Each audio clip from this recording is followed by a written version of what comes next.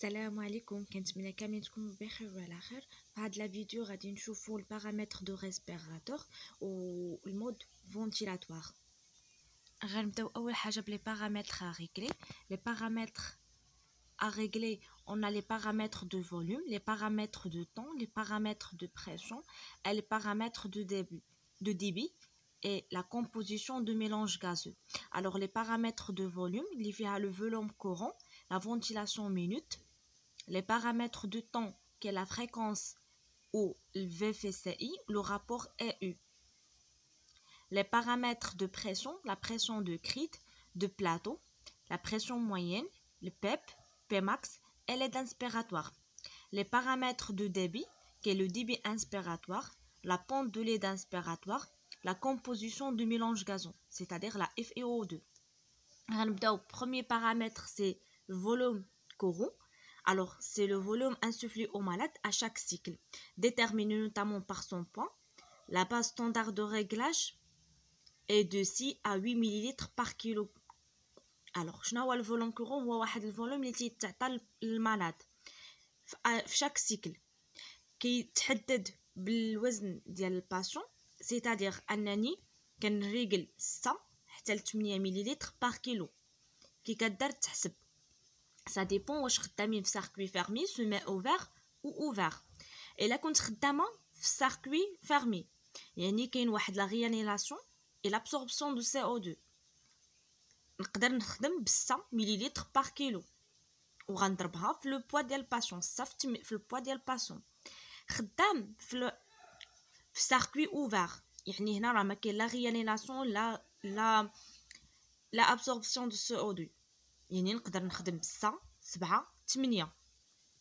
La fréquence, c'est la fréquence de répétition des cycles machines. Alors, de 12 à 15 en moyenne chez l'adulte. هذا هي الريغلاج ديالو من 12 حتى ل 15. كاين عندنا la ventilation minute. C'est le produit de volume courant par la fréquence. يعني c'est le volume courant fois la fréquence. Alors, le rapport I sur E, c'est la valeur de temps inspiratoire divisée par celle de temps expiratoire. Le temps inspiratoire est le temps pendant lequel le volume courant est insufflé dans les poumons de patient. Il est composé de deux parties. Le rapport I sur E plutôt, qui compte 1 sur 2 chez les sujets sains. C'est-à-dire que l'expiration est 2 fois plus longue que l'inspiration. Chez les personnes asthmatiques, on augmente le rapport 1 sur 3 ou 1 sur 4, dépend du stade de l'asthme. N'oubliez pas que l'inspiration active, c'est 1 seconde. L'inspiration passive, c'est 0,7 secondes. Alors, on a une partie d'insufflation active au cours de laquelle il y a véritablement un transfert des gaz de ventilateur vers le patient. Une partie d'insufflation passive au cours de laquelle l'insufflation active est déterminée, mais l'expiration n'est pas commencée. Ce temps est appelé temps de plateau. La pression est maintenue dans les voies aériennes, mais le débit est nul. Le temps expiratoire est le temps pendant lequel le valve expiratoire est ouverte. Le volume courant insufflé au malade pendant le temps inspiratoire s'échappe. Alors, le courbe de pression et du débit en ventilation à volume contrôlé. La pression de Crête. La pression de Crête, c'est la pression maximale atteinte pendant la phase d'insufflation active de temps inspiratoire. La pression maximale, c'est la phase active de temps inspiratoire, il y a 1 seconde. La pression de Crête. La pression de plateau, c'est la pression mesurée par l'appareil au niveau de la pièce Y pendant la phase passive de temps inspiratoire. La pression du plateau. La pression moyenne, c'est la moyenne de la pression pendant un cycle complet. C'est temps inspiratoire plus temps expiratoire. La pression moyenne. Alors le PEP c'est la pression expiratoire positive. C'est une pression résiduelle maintenant dans les voies aériennes pendant l'expiration. Autrement dit, au lieu que l'expiration soit complètement libre, on fixe une pression de conseil, la PEP, au début de l'expiration. La pression qui était la pression de plateau en volume courant diminue à mesure que le patient expire. Lorsque cette pression a atteint la pression de PEP réglée, la valve expiratoire se ferme. Une pression résiduelle constante est donc maintenant dans les voies aériennes. Alors la valeur normale ديالها هي 3 à 2 cm de mercure, c'est-à-dire le PEP هي هذه. يعني في العادي sans PEP كنلقى عندي النيجاتيف، كيكون عندي سيكل نيجاتيف سيكل، مع البيب toujours positif كيريستي لينا toujours positif. Alors les avantages de PEP, en maintenant ouverte certains alvéoles en fin d'expiration, elle permet une augmentation de recrutement alvéolaire, une limitation de risque d'électrasie en maintenant les alvéoles ouvertes, une augmentation de la capacité résiduelle fonctionnelle, une amélioration possible de la compliance thoraco-pulmonaire. Alors les inconvénients, c'est rétrécissement hémodynamique, c'est-à-dire diminution du débit cardiaque et de retour veineux, l'augmentation de risque de barotraumatisme car l'augmentation de la pression moyenne, les indications sur syndrome de détresse respiratoire aiguë, collapsus alvéolaire, l'œdème, mal asthmatique, certaines contusions pulmonaires. Mais l'indication reste toujours en fonction de l'état de notre patient. Alors le débit inspiratoire, c'est la vitesse à laquelle se remplissent les poumons du patient. On peut également l'appeler vitesse d'insufflation de volume courant.